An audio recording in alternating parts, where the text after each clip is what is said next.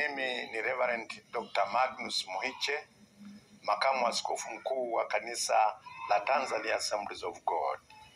Ndugu maaskofu wa majimbo na kamati zenu, wakurugenzi wa idara na kamati zenu, waangalizi wa sehemu na kamati zenu, washirika wote wa Tanzania Assemblies of God, maaskofu wote na washirika wa CPCT, viongozi wa dini zote na Wakristo wote wa ndani na nje ya nchi, wananchi wote kwa ujumla wenu. Nachukua nafasi hii kutangaza msiba wa aliyekuwa askofu mkuu wa awamu ya kwanza wa Tanzania Assemblies of God na muasisi wa Upentekoste Tanzania, Reverend Dr. Emmanuel Lazaro, aliyefariki tarehe 17 katika hospitali ya KCMC Kilimanjaro.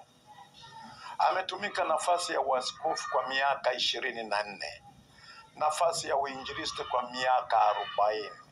Mabadiliko ya tarehe ya mazishi ilikusudiwa kumzika shujaa huyu tarehe 22 mwezi wa 5 mwaka 2025, ila kutokana na baadhi ya watoto kuwa nje ya nchi, ratiba ya mazishi sasa itakuwa kama ifuatavyo.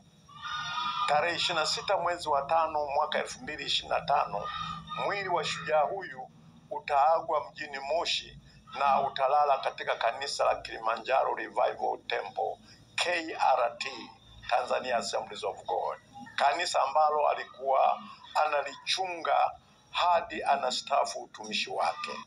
Tarehe 27 mwezi wa 5 mwaka 2025, mwili utapelekwa Masama Modio kwenye kanisa alianzisha mwenyewe enzi za ujana wake, na ndiko mazishi yatafanyika huko katika kijiji hicho cha Masama. Natoa wito kwa maaskofu na waamini wote wa Tanzania Assemblies of God, maaskofu na waamini wote wa makanisa ya Kipentekoste, viongozi na waamini wote wa madhehebu mbalimbali na wananchi wote, karibuni tumzike mtumishi na mwananchi mwenzetu. Amevipiga vita vyema, imani ameilinda na mwendo ameumaliza. Na